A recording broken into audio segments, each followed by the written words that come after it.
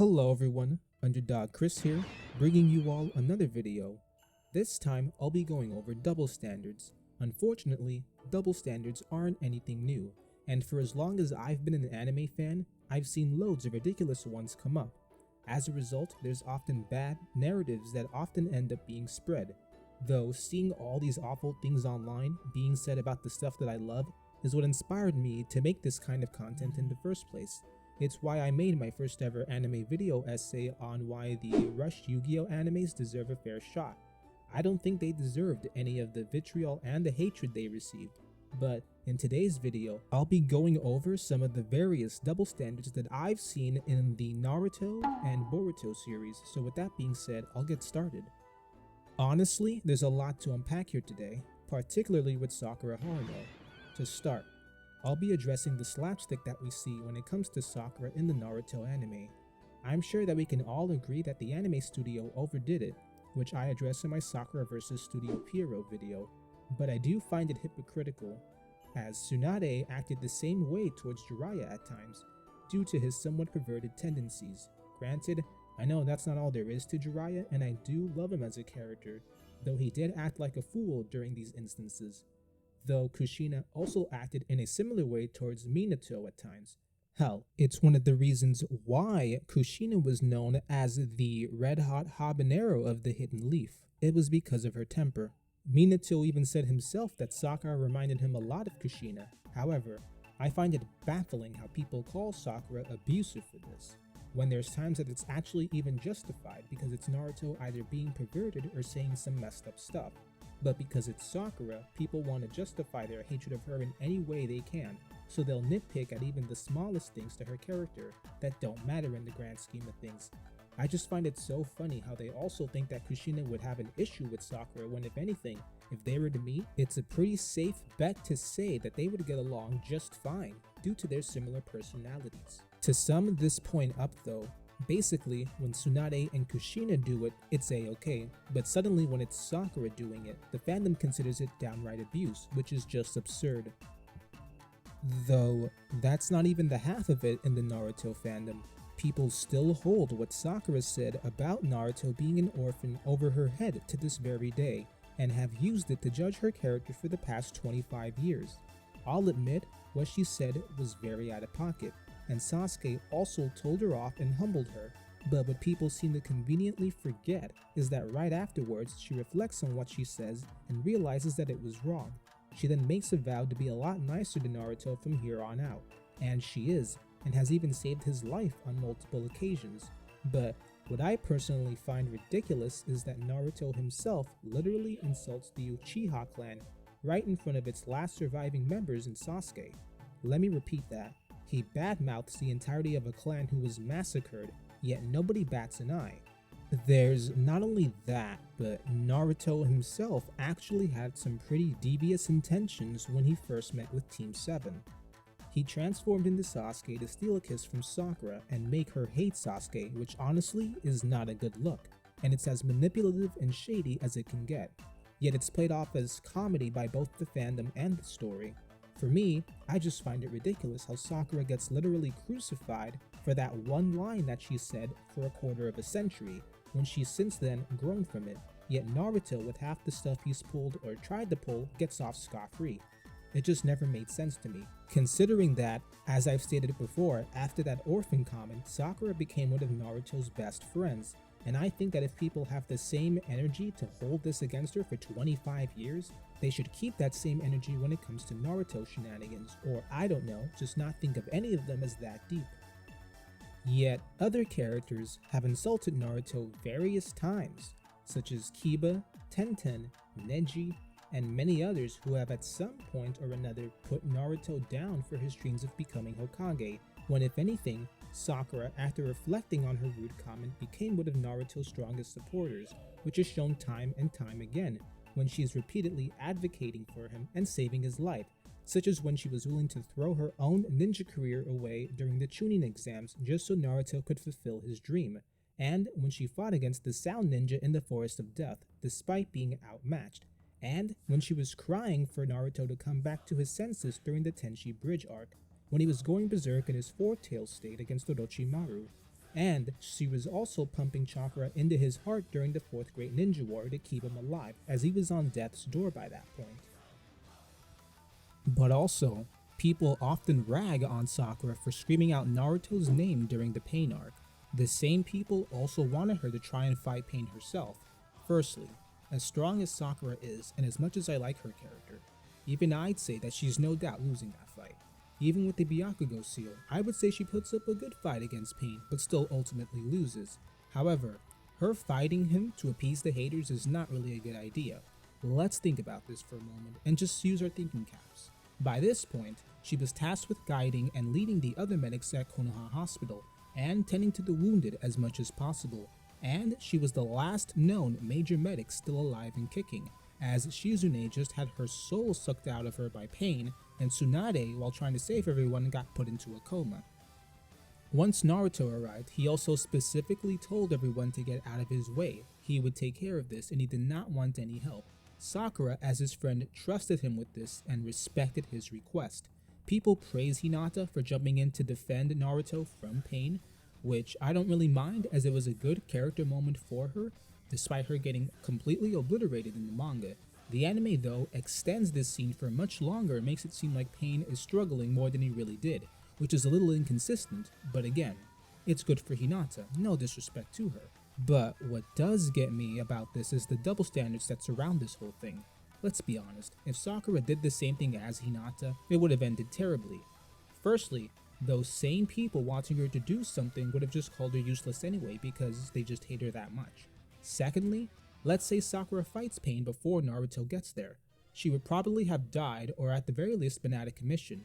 But then afterwards, if Naruto got into the same position he did in canon, with Pain stabbing him and Hinata also coming in to defend him, then Hinata would have died, since Sakura, the one the naysayers keep calling useless, was the one to heal Hinata at the end of the day. And with Sakura down, I also really doubt that Naruto would have been as forgiving with Nagato as he was in canon. So, Nagato probably would not have used Rinne Rebirth to revive everyone that died that day. Long story short, Sakura does not deserve to get dunked on for crying out Naruto's name during the Pain arc, and if anything, she was one of the MVPs of that arc that made sure that the casualties were reduced as much as possible. I'll also address Naruto wanting to bring Sasuke back to Konoha, whether it be by force. Throughout the entirety of Shippuden, people still blame Sakura for Naruto's obsessive nature towards Sasuke, which then prompts her to do that fake confession at the 5 Kage Summit, which again, people have misconstrued in their attempts to find reasons to hate her, saying things like she's this manipulative mastermind weaving some sort of evil plan to get into Naruto's pants, when that's not the case at all. People in the fandom alongside Sai and Shikamaru have blamed her for Naruto's fixation on Sasuke for years, and yet the one moment she tries to make amends for it, she gets pushback regardless. I'm not going to deny that there could have been better ways to go about it, and as a Sakura fan myself, I'll admit that this was not one of her smarter ideas. And I don't exactly love Sakura's portrayal in the 5 Kage Summit arc either. However, I'm not going to exactly slander her and call her all these awful things that she's clearly not. Sakura was basically put in a very tough spot where she was damned if she did something or damned if she didn't do something, because Naruto was getting so worked up over this that it was taking a toll on his physical, mental, and emotional health. Also, Naruto even told Sakura and the others that at this point it wasn't really about the promise he made to her. Naruto wanting to bring Sasuke back was all of his own accord. It's shown time and time again when he chose to get the crud beaten out of him by Karui, and shown with Sasuke's frustration at Naruto in their final fight at the end of Shippuden. Naruto is his own person who made his own choices when it comes to getting Sasuke back. I do go more into depth on this in one of my recent videos, which you can find on my channel, but I think what really makes this all the more absurd is the fact that Sakura, for many years and even to this very day, still gets more hate than the people who actually ruined Naruto's life, such as Obito, who caused the death of Naruto's parents, and Danzo, who leaked the information that Naruto was the Nine-Tails Jinchuriki to the village. These two also have a lot of blood on their hands. Hell, Sakura gets even more hate than Itachi Uchiha, who slaughtered an entire clan full of innocent women and children. Granted, I know why he did it. It wasn't a black and white issue, and he was driven into a corner due to Hiruzen's inaction and Danzo's scheming. But still, It makes no sense whatsoever how they all get off with a slap on the wrist for their crimes in the fandom, yet Sakura is nitpicked to all hell for relatively much less serious things. Sasuke is also a victim of double standards as well, often getting called an edgelord or an emo terrorist or an angsty teen when most people really don't take a look at his situation. He literally finds out that the village he still somewhat loved and grew up in for many years had been lying to him this whole time, Itachi included, and it all came at the cost of his people and his family. So, okay, answer me this. What would you do if you found out that your homeland slaughtered your entire clan without giving them a chance to peacefully talk about their grievances, only for them to use your older brother as a scapegoat to take the fall? Would you side with them?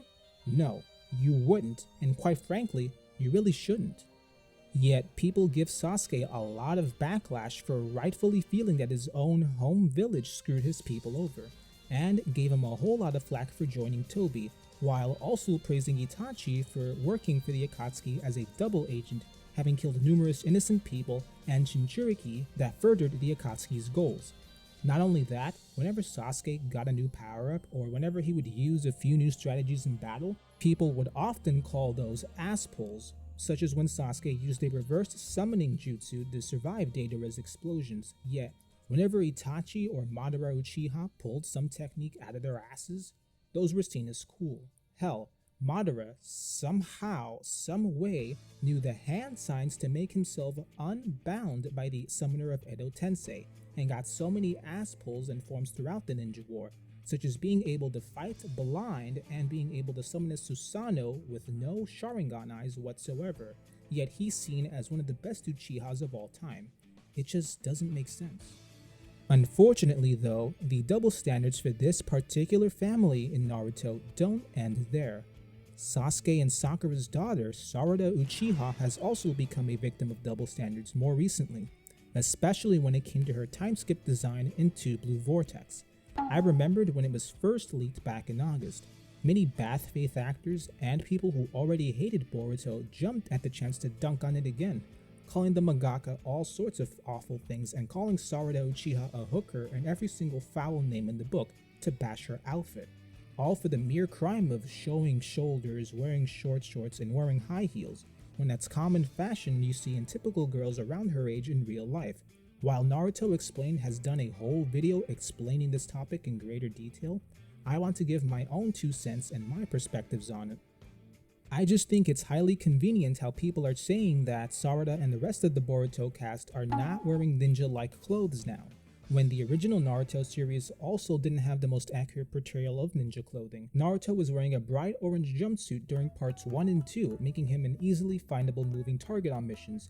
Hinata, Kiba, and Shino were wearing casual hoodies and sweaters, and the list goes on. People also nitpick at Sarada for wearing high heels when the other female kunoichi have been shown to wear them as well, such as Sakura, Tsunade, and Mei Terumi, the 5th Mizukage, yet those same people have not said a word about it.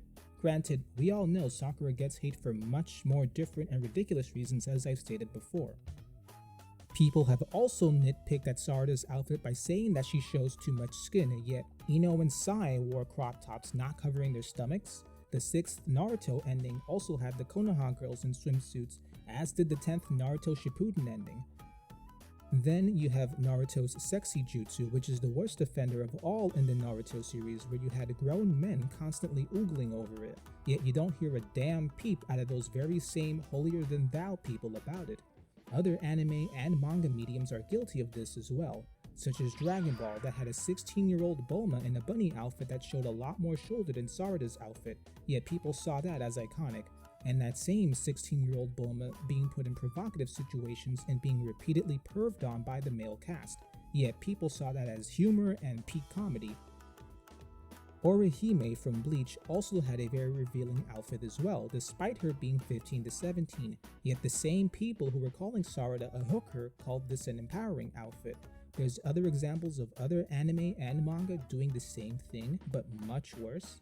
However, I'm sure I hammered the point home by now, that if this criticism applies to Sarada, then it should apply to everything else, and if not, these bad faith narratives of Sarada should just not exist at all. Then there's also the more recent narrative spreading around that Sarada Uchiha doesn't quote-unquote live up to the Uchiha name, which I also find pretty absurd when she's shown a lot of impressive feats that not a lot of Uchiha have been able to pull off. To start, in the Boruto anime, she made the rank of Chunin and has led her current generation of shinobi on multiple missions, ranging from stopping a war in the Mist Village during the Funato arc, to getting a rescue team together in order to save Naruto from his imprisonment in the Kara organization's secret dimension. And in that mission to rescue Naruto, Sarada used the Chidori in order to break Boro's core. Boro was a member of the Kara organization who mainly specialized in viruses, had 3 changes in chakra nature, and had a really high level of regeneration. Sarada was able to box with him alongside her teammates, of course, and managed to do pretty damn good. She also seems to be the only one who awakened the Mangekyo Sharingan without having to have someone close to her die, which honestly I got sick of after a while, and it just shows that Sarada is literally built different in a good way. Meanwhile, she often gets compared to Shisui Uchiha as of late, when in all honesty, Shisui, while cool, is very overhyped. He only appears in flashbacks, and we find out through one of the Itachi light novels, the games, and other forms of media that Shisui not only gets caught off guard by one of Danzo's men and poisoned, but then he proceeds to get one of his eyes plucked out by that old geezer Danzo himself. Keep in mind, this is a guy who people hype up as Shisui of the Body Flicker, who couldn't get away fast enough from Danzo and his men, yet people want to clown on Sarada for literally just existing. She's gotten caught off guard a few times though too, I won't deny that. I'm not saying she's perfect, but the fact that she gets more hate for that, while Shisui gets praise for doing the bare minimum, just never sat right with me. Then there's Madara, who people also put on a pedestal, yet he gets caught off guard by Black Zetsu, who then revives Kaguya while using his body. Then there's also the fact that a lot of the Uchiha clan were also slaughtered by a 13-year-old Itachi. While Obito did help, it makes no difference. However, as I've stated before, a lot of these nitpicks that apply to Sarada can also apply to the other fan-favorite Uchiha clan members as well. The Sasuke Retsuden light novel also got so much hate once it was adapted into a manga and adapted into the Boruto anime by clout chasers on the internet with nothing better to do than to look for other reasons to dunk on Boruto and the modern Naruto stuff as a whole. The reason for all that backlash was because of the mere existence of dinosaurs in the Sasuke Retsuden story. Keep in mind, this is the same franchise that has had talking frogs, slugs, snakes, dogs, and other animals for years, but yet dinosaurs are the straw that breaks the camel's back? It's one of the most hypocritical things I've heard in a long time. Or people seriously thinking that Sasuke's power scales to that of dinosaurs in the Boruto era, despite Sasuke holding back and being on a top secret mission to try and retrieve this particle to cure Naruto's illness. People don't understand that if Sasuke pulled up to Zansuru's office with a whole Susanoo and just started wrecking the place from the get-go, that the mission would have ended in failure because he wouldn't have found what he needed and would have just brute forced his way through. Though Kakashi was also in the land of Ridaku on a top secret mission himself, and he could not afford to have his cover blown, so Sasuke and Sakura being as covert and hidden as they were was the best case scenario. Though I will admit, it was a bit sad to see that this story got so much hate because me and a lot of other people were also pretty adamant about seeing more light novel content adapted into a manga or into the anime. So to see Sasuke Retsuden itself getting so much heat over nonsensical nitpicks was just a bit demoralizing. But then there's also the fact that the Boruto era as a whole has gotten so much hate. There's people saying that it's not very shinobi-like, and it also gets hate for the mere existence of burgers, which sounds as absurd as it is. Like, okay, we're gonna act like real ninjas. Back in the day, we're throwing around Rasengans and Susanos, and oh sure, real ninjas totally had tailed beast bombs and Jinchurikis. People also talk about how hand signs died in Boruto when, if anything, in part 1 of the Boruto anime, we see a lot more hand signs than there were in all of Shippuden, so I call BS on that. Like honestly, I would say that with that logic, Naruto isn't any more about ninjas than Boruto is. People hate on Boruto using scientific ninja tools and chakra weapons, yet that stuff was also running around in part 1 and in Shippuden, such as Tobirama's lightning blade and Asuma's chakra weapons. And I don't want to hear that some of it was filler either, because it does not really matter in this situation. It still exists in some way, shape, or form in those two mediums. People are even starting to hate the fact that Boruto just uses a regular old sword, and I wish I could be making this stuff up. I really do. But this just shows that people want to hate Boruto so bad that they'll completely forget that their own prior series is guilty of these things they accuse Boruto of being. People have also nitpicked at Boruto's animation, repeatedly insulting it, even the animators behind it as well, especially during that one infamous crying scene during the Funato arc of the Boruto anime, when Kagura died, which has been memed to all hell. In fact, it got so bad that the animator had to apologize on Twitter due to being repeatedly mocked and ridiculed, despite actually suffering from COVID at the time and having issues with his broken hand, which he and another insider go deeper into. Yet when it comes to other anime, those same people and content creators that ridiculed Boruto are very quick to defend other anime suffering from similar issues with people harassing the staff, but whenever the topic at hand is Boruto, they are very quick to dunk on it and insult it for views and clout. I'm not saying that we shouldn't criticize animation to an extent. Criticism is important. But making fun of and mocking certain animation despite knowing the horrible conditions that the animators are working in is very low in my book. But I digress. That's all I will be saying in terms of the Naruto and Boruto fandom's double standards today. And with all that being said, that's about it for today's video. I really hope that I was able to get the point across that these double standards are just flat out ridiculous. It's unfortunate that these things run rampant in multiple fandoms, especially in the Naruto one. But I do think that it's good to at the very least try to point them out so that people don't fall for them, which is why I make the content that I do. It's with the intention to make an impact on as many people as I can. I want to thank you all for watching, and I hope you all have an amazing day.